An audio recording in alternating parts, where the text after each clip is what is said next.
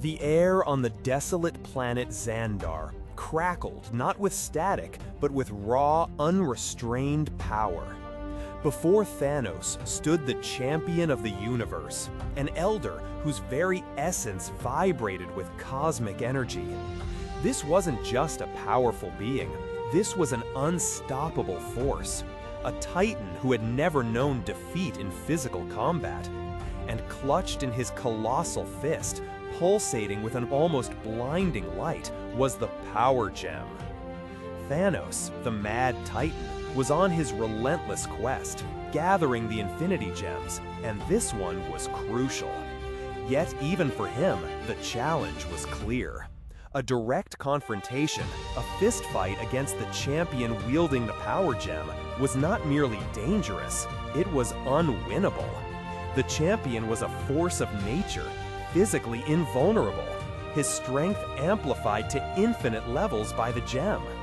To throw a punch, to engage in a brawl, would be an exercise in futility, ending only in Thanos' inevitable defeat. So, the question hung heavy in the cosmic dust. How does one defeat the undefeated, the physically unstoppable? Thanos observed. He didn't charge, he didn't posture with his own immense strength.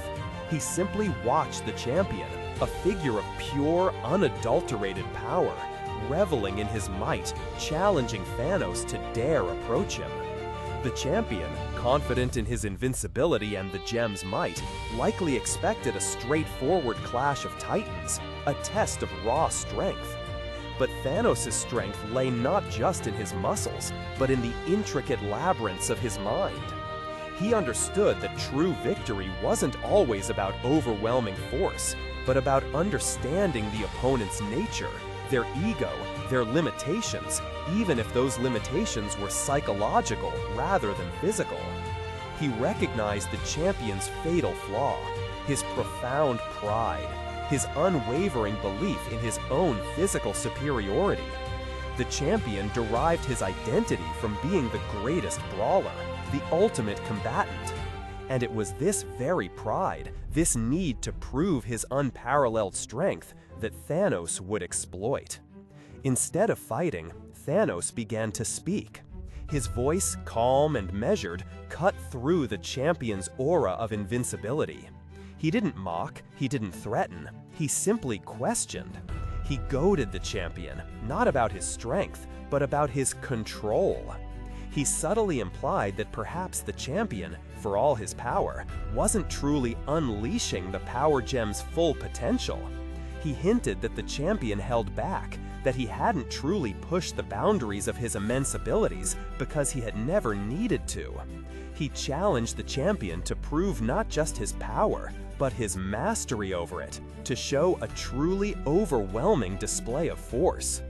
The champion, predictable in his immense ego, bristled. He wouldn't suffer such an insinuation. If Thanos wanted to see power, he would witness it. The champion roared, and the very ground beneath their feet began to tremble. With the power gem flaring, he began to channel its raw, destructive energy, not directly at Thanos, but into the planet itself. He wanted to demonstrate the sheer scale of his might, to pulverize the very world they stood upon, to prove his dominance. Cracks spiderwebbed across the planetary surface. Geysers of molten rock erupted. The sky turned an angry red as the planet groaned under the strain of being systematically torn apart from within. Thanos, meanwhile, remained unmoving, a silent observer in the maelstrom of destruction. He watched the champion, lost in his demonstration, pouring more and more energy into the planet, pushing it closer to its inevitable demise. He waited, patiently, for the precise moment. This wasn't about landing a blow, it was about creating an inescapable trap.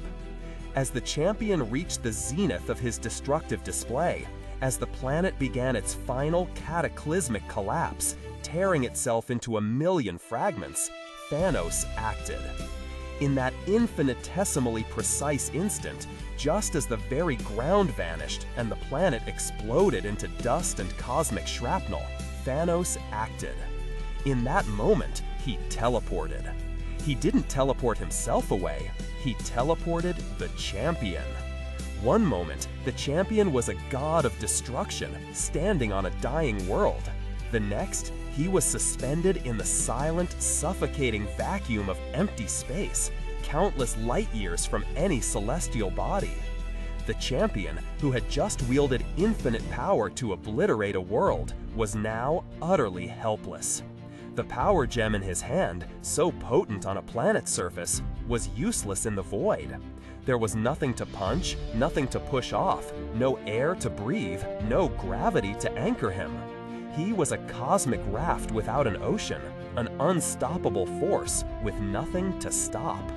His physical might, his unyielding strength, meant nothing against the cold, indifferent expanse of space.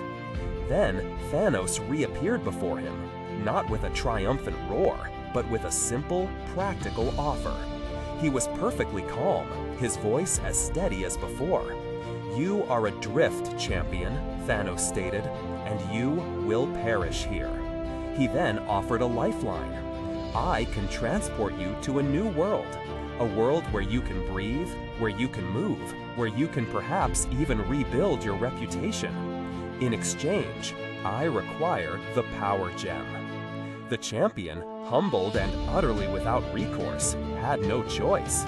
His pride was shattered, his invincibility a cruel joke in the vacuum. He had been outmaneuvered, outthought, defeated without a single effective blow ever being struck. He relinquished the power gem, the very symbol of his physical supremacy, to the intellect that had so masterfully orchestrated his downfall. This victory was a pure, unadulterated display of Thanos' strategic brilliance. He didn't conquer the champion through brute force, but by understanding human, or rather elder, nature. He defeated an infinitely powerful foe, not by fighting harder, but by thinking smarter, by turning the champion's greatest strength, his power and ego, into his ultimate weakness. It was a testament to the idea that true power isn't always about what you can punch, but about how well you can play the game. And so, the story of Thanos and the champion reminds us that the most formidable battles are often won not on the battlefield, but within the mind. It's a powerful testament to the value of strategy, patience, and understanding the nuances of a situation, even when faced with seemingly insurmountable odds. What other instances in stories, perhaps even in your own life, have you seen intellect triumph over sheer power? Share your thoughts in the comments below. And if you enjoyed this glimpse into the strategic depths of the cosmic world, please consider following for more stories that explore the fascinating minds behind the might.